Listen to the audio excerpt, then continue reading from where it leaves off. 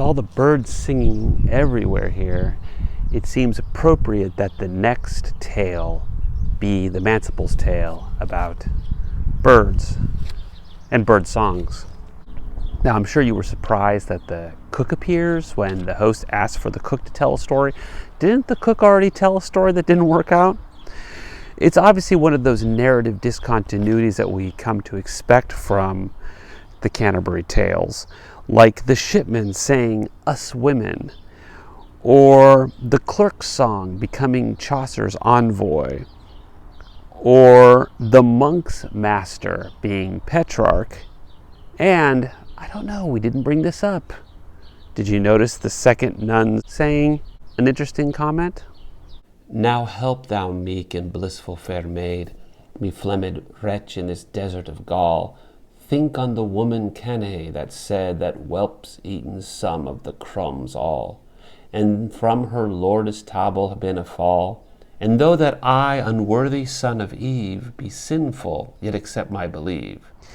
The tale of a white crow who reveals through its birdsong the adultery of the god of music's girlfriend, or Apollo Phoebus's girlfriend, is Ovidian. It comes from the Metamorphoses.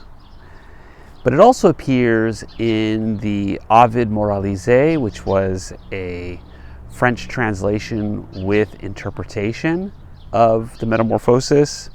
It's included in Machaut's Voix dites, and it's found in Chaucer's frenemies' famous work, John Gower's The Confessio Amantis. That's why Chaucer uses the plural to describe the tale. "When Phoebus dwelleth here in this world adown, as old book is maken mention." Though note that the tale itself is in the singular. "So telleth us the story." Number 7. So in that sense, the story is unified, even though it is written in sundry ways. And you remember that from Melody. In Ovid, the Metamorphosis explains how a white raven is turned black, because the Metamorphosis is about change and how gods and beings are in constant flux and change, or metamorphosis. Now, this white raven, he's not a crow in Ovid, is identified from the start as a talker, like all these guys are talking. And he brought this disaster upon himself because of his excessive talking. He's even warned by a crow not to tell his master the truth and to keep quiet, because Apollo's happiness is that he thinks that his girlfriend was chaste, or at least anyways, quote, undiscovered. Ovid is sly, right? That's Ovid's sense of humor. So Apollo is portrayed as kind of like the miller, or even January, or even the merchant in the shipman's tale, aware but willing to not be aware at the same time. But when Apollo discovers that his girlfriend is cheating on him, there's a striking image where his laurel crown slides off his head, and then he drops his lyre, that's the instrument he plays, or the harp, depending on how you look at it, and then he shoots the girl. And as she's dying, she reveals that she's pregnant. And out of this reaction, Apollo turns the white raven into black, okay? Now, looking at the same source, Gower follows that line. But in the Ovid Moralisé, there's great amplification on the Metamorphosis in French verse with these long exegetical interpretations of the text, where the girl, for example, loved by Apollo Phoebus, was already in love with another man. So that makes it more amorous, it makes it more courtly. You also get the same warning, but way more poetic. It becomes a moral. Toutes voir ne sont pas bonnes à dire. Not all truths are good to speak aloud, basically. And why? Because the one who says the truth always in the end suffers from it. And Apollo even saves the child of his dying pregnant girlfriend. And later that child, in learning the arts of medicine, we are told, invents the art of surgery. Now, the Ovid Moralisé ends with the moral about the withdrawal of love, grace, and mercy. The White Raven is then blackened for his jongle, okay, his gossip. And jonglerie, this gossip, is a sin as well in the Parson's Tale. It blackens language. Now in Machaut's Voardit, he actually lifts lines from the Ovid Moralisé, right? Including the argument that not all truths are good to say, which is funny because the book Voardit means the true saying. And as for the raven is associated with writing because his feathers, his plumes, make up the quill that become the pen. And when he's turned black, he's described as being, quote, blacker than ink. And the raven then in Machaut's text represents a kind of writing. Now in Chaucer, the bird is identified because you may use a source, you may use material, but you're going to alter it to the questions that you want to focus on. And in Chaucer, the bird is identified with counterfeit speech and song. And counterfeit the speech of every man he could, when he should tell a tale. There within all this world no nightingale no could by 100,000 dale singing so wonder merrily and well. Now you remember counterfeit speech and song. We saw it with the fox in Chanticleer, and we also saw it with Virginia in the Physician's Tale. Remember? Virginia's discourse, it's simple but full. Remember plain and plan, plenus and planus? Nothing is counterfeited. There's nothing false in her terms. But the crow is all counterfeit.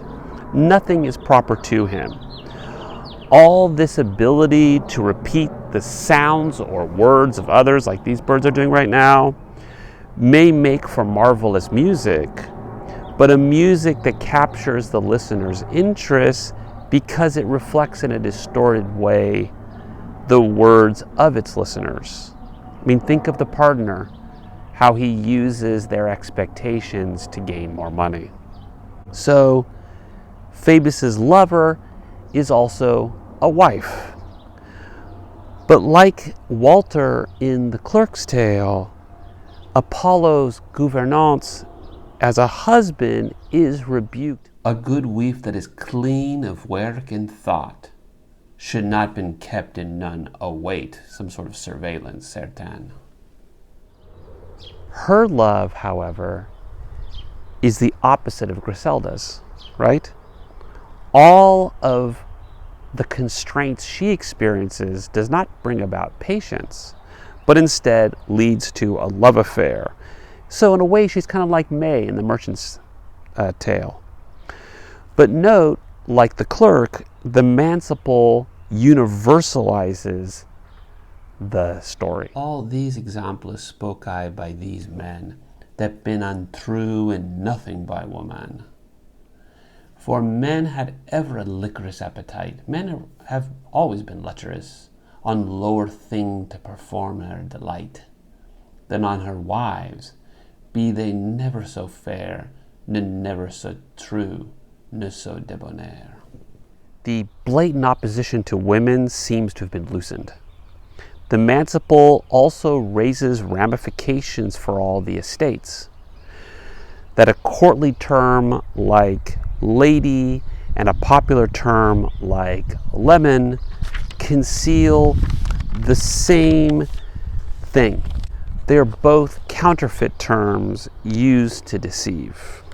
If men shall tell properly a thing, the word must cousin be to the working. I'm a boisterous man. Right thus say I, there is no difference truly betwixt a wife that is of high degree, if of her body dishonest she be, and a pauvre wench, other than this. If it so be they work both amiss, but that the gentle in their state above, she shall be clept his lady as in love, right? So the lady is a term used by people among the nobles and those who aspire to be noble. And for that other is a pauvre woman. She shall be clept his wench or his leman. If you're poor, you get another term. The language of the higher estates, the gentles or the gentry, and their valorization of noble courtly vocabulary can conceal sordid realities. Boethius's cousin to the deeds, you remember that came from Jean de Mon's translation of Boethius, means that there must be some truth to words. Words should suit the behavior, not conceal it. There should be no counterfeits through melody and meter. And this is why poetry eventually comes to the end in this text, right? This is an important point because this is where the Parson's Tale kicks in and denounces all of these poetic effects. But the crow's verse is true, remember. Unfortunately for the white crow, his meter, his figures of repetition reveal too much truth that Apollo Phoebus is a cuckold. This crow sang caw, caw, caw, caw. What bread, quoth Phoebus, what song singest thou? Newer thou wont so merrily to sing, that to mine heart it was a rejoicing to hear thy voice. Alas, what song is this? And the punishment for truthful songs is what?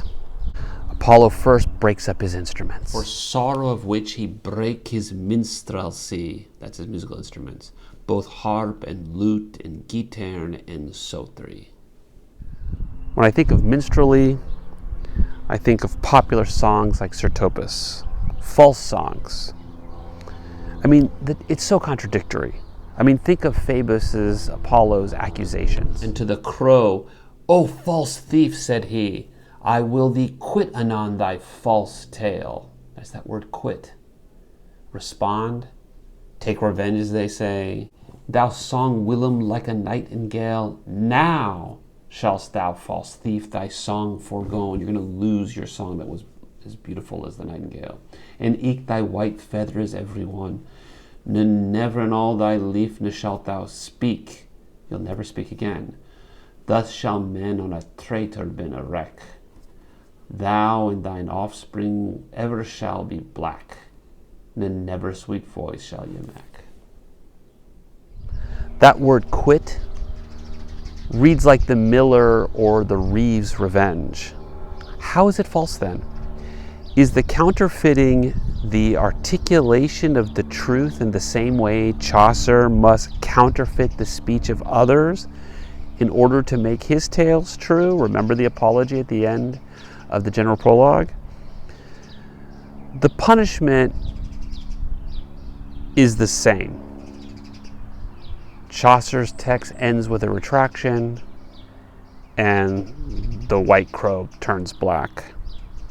And when you look at prose on the page, what do you see? You see a page that's full of black. No meter and no melody. No sweet rhetoric. You get the retraction and you get the Parson's Tale. So is the white crow then poetry with all its spaces left open that's then turned black into a songless prose? Alright guys, don't forget to like and subscribe and ring that notification bell.